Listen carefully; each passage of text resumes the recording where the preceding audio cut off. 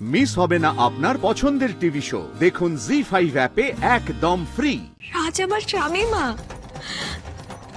শাখা সিঁদুর শব্দ ওর নামে পড়ি আমি। আমি রাজের ক্ষতি চাই না, আমি কখনো রাজের ক্ষতি চাই না মা। আমি রাজকে বারবার বলেছিলাম, রাজ মাথা গরম করো না, শান্ত শান্ত। ওই দেখো মেয়ে কিরকম দেখো, হ্যাঁ সব দোষ আমার ছেলে, তাই না? লজ্জা করে না তোর? না না না না, আমি দোষারোপ করি না, আমি শুধু ঘটনার কথা বলছিলাম মা। চুপ কর। ঘটনার দোহাই দিয়ে রাজ বাবার নামে সব দোষ চাপাতে তো লজ্জা করছে না? নিজেদের মধ্যে এমন অশান্তি করো না, তাহলে কিন্তু এই অশান্তি কোনোদিনও মিটবে না। সবাই শাখা করো, শাখা সবাই জানো, সবাই কপাল কপাল কপাল করে কিরকম নোংরা মেয়েকে ঘরের বউ করে এনেছি। মামা প্লিজ চুপ করুন মা। মামা কি বলছেন মা? মা চুপ করুন মামা। ঠিক বলছি আমি। ঠাকুরের কাছে মাথা ঠুকে ঠুকে ঠুকে ঠুকে প্রার্থনা করছিলিস, কার জন্য? এই ছেলেটার জন্য। লজ্জা করে না? আমি বলছি, সবাইকে বলছি, তোর কথা ওই ওপরওয়ালা কোনোদিন শুনবে না। শুনো না গো, শুনো না, কোনোদিন শুনবে না। আমি তোকে অভিশাপ দিচ্ছি।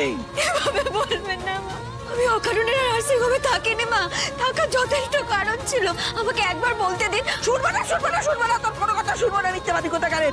বাদল নিজে চোখে দেখে এসেছে তুই নার্সিং হোমে গিয়ে ওই ছেলেটার জন্য তুই ছুটোছুটি করছিলিস, টাকার জন্য দৌড়াদৌড়ি করছিলিস, ঠাকুরের কাছে এবার ঠক ঠক করে মাথা ঠুকছিলিস, সব জানি আমি। হ্যাঁ মা, এই কথাগুলো সত্যি, কিন্তু কেন করেছি সেটা একবার শুনুন। মামা আমি হাত জোড় করছি মা, না জেনে এই কথাগুলো আমাকে বলবেন না। সুমা দয়া করে ওর কথাটা শোনো। কি শুনবো আমি? ওই পরপুরুষের কথা শুনে কানে পাপ ঢোকাতে পারবো না। ঠাকুর ঠাকুর দেখো, ঠাকুর দেখো, ঠাকুর দেখো, ঠাকুর। রাজ বাবা ও তো একটা গাধা, ও ঘাসে মুখ দিয়ে চলে। তুই ওকে বোঝাতে পারবি, ওর মাথায় টুপি পরাতে পারবি, কিন্তু আমাকে পারবি না। এই তো প্রমাণ দেখো। হ্যাঁ এইসব টাকা পয়সা গয়নাগাটি নিয়ে তুই পালাচ্ছিলিস ওই লোকটার পেছনে খরচা করার জন্য। লজ্জা করে না? চরিত্রহীন মেয়ে কোথায় রে?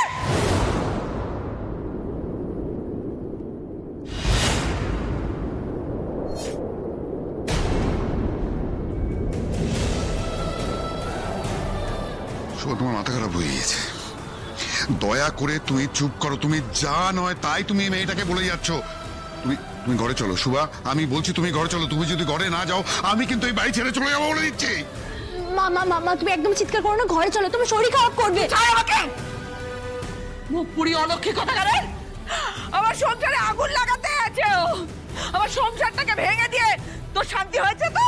খেয়েছে, আমার ছেলেটাকেও খেয়েছে, এবার সবাইকে খাবে গো। কিন্তু তোর মনোবাঞ্ছা কোনোদিনও পূর্ণ হবে না। আমি তোকে অভিশাপ দিচ্ছি, ঠাকুর ওর মনোবাঞ্ছা যেন কোনোদিন পূর্ণ না হয়। ঠাকুর দেখো, দেখো ঠাকুর। আমাকে নিয়ে যাও। তুমি ঘরে যাও।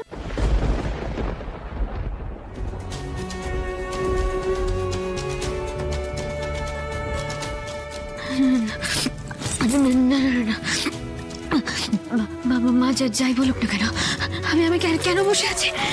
এইভাবে তো বসে থাকলে চলবে না, আমাকে এক্ষুনি যেতে হবে, রাজকে বাঁচাতে যেতে হবে।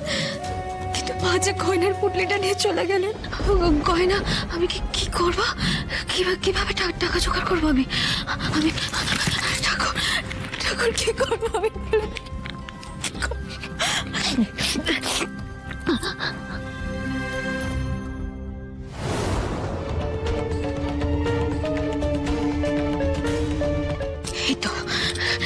এগুলো বিক্রি করে আমি টাকা জোগাড় করবো, সব বিক্রি করে দেবো, তবু আমার রাজের কিছু করতে দেবো না। জি5 ডাউনলোড করুন আর সব এপিসোড দেখুন একদম ফ্রি।